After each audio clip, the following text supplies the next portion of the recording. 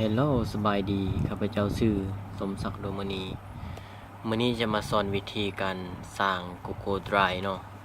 ก็คือขั้นตอนที่1ก็คือเฮาเขาต้องได้เชื่อม Wi-Fi เสียก่อนเนาะเพราะว่า Google Drive นั้นมันต้องได้เชื่อมอินเทอร์เน็ตอยู่แล้ว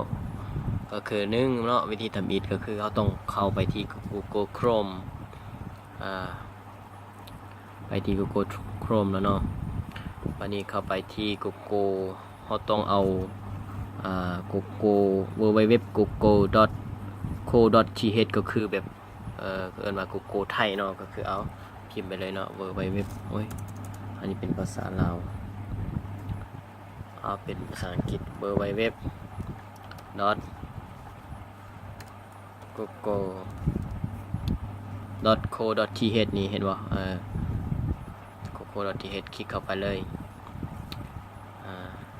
ดับเบิลคลิกเมื่อได้หน้าต่างแบบนี้แล้วเขาก็คลิกไปที่นี่ Google App เข้าไปที่ Google Drive ก็ไปที่ Drive ตัวนี้นี่ข้าพเจ้าได้สร้างไว้แล้วแต่ว่าลึกอะไรเนาะเพื่อสร้างใหม่ลึกสร้างใหม่ก็คือนี่บนสร้างใหม่คือบนนี้ใหม่โฟลเดอร์แล้วก็ new folder เอาเขียนเลยเป็นวิดีโอ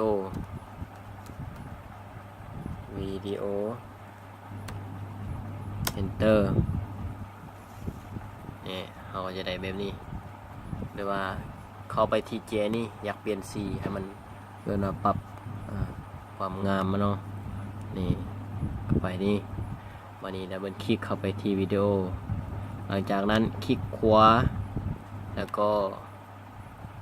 อัปโหลดไฟล์คลิกขวาอัปโหลดไฟล์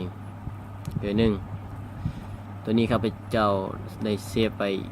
เอาข้อมูลไว้อยู่ที่2D หรือว่าถ้าไผไว้2ใดหรือว่าอยากเอาวิดีโอได้ลงก็สามารถสอกหาเองได้เนาะตัวนี้ครับเจ้าจะเอา Loud Music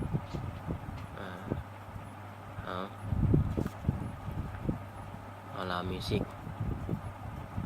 เอาวีวาเข้าพรรษานี่ซะเนาะ Open มันนี่นะคลิก Open แล้วก็รอท้ากำลังดำเนินการดาวน์โหลดการดาวน์โหลดนี่จะตรงในรอท่าเพราะว่าบางเทื่อก็อิงตามไฟล์วิดีโอของเราถ้ามันยาวก็จะช้าถ้ามันสั้นก็ไวเนาะและอีกอย่างหนึ่งก็คืออิงตามอินเทอร์เน็ตของเราเพราะว่าเราโหลดลงนี่เขาตรงในเชื่อมอินเทอร์เน็ตอยู่แล้วเนาะบางทีมันก็ช้าบางทีมันก็ไวนะเอาได้รอถ่ายจักน้อยนึงรอถ่ายน้อยนึงเด้อพี่น้องเนื่องจากว่าวิดีโอนี้มันยาวน้อยนึงก็ซาเลยโอเคเนาะใกล้จะสำเร็จแล้วรอถ่ายแป๊บนึงเนื่องจากว่าโอ้ยเนาะสายลีโอเควันนี้การอัปโหลดเสร็จสมบูรณ์เรียบร้อยโอเคโหลดไฟล์ได้แล้วเรียบร้อยนี่คือวิดีโอถือว่าเขาอยากจะแชร์หรือว่าเปิดลิงก์นี่ copy link หรือว่าใส่แอดจะแชร์ไปหาทางอีเมลส่วนบุคคลไปหาหมู่หาคู่ก็ได้บันเนียวกลับคืนไปสู่ที่วิดีโอวิดีโอ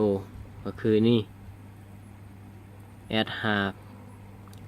ส่งไปทางอีเมลของหมู่เพื่อนก็ได้หรือว่าเปิดลิงก์ฮับลิงก์นี่ฮับลิงก์เมื่อเห็นแบบนี้แล้วเขา copy เลย Ctrl C เนาะ copy เนาะ Ctrl C Ctrl C copy เลยเมื่อใดแบบนี้แล้วเราสามารถวางใส่ลงทาง YouTube ก็ได้หรือว่าลงทาง Facebook ก็ได้ลงทาง WhatsApp ในที่นี้ข้าพเจ้าจะสาธิตหรือว่าจะมาลงทาง WhatsApp เนาะแต่ว่าการแชร์วิดีโอมันจะมี2วิธีก็คือ1นี่เราแชร์ลงทางนี่ก็ได้เราคลิกขวาแชร์ไป2รับลิงก์ที่แชร์ได้ไปเลย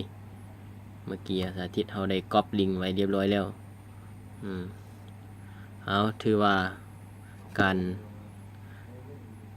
อัดวิดีโอหรือการสาธิตการสร้างไดรฟ์มาฮอดนี้ถือว่าหมดเพียงเท่านี้ขอขอบใจ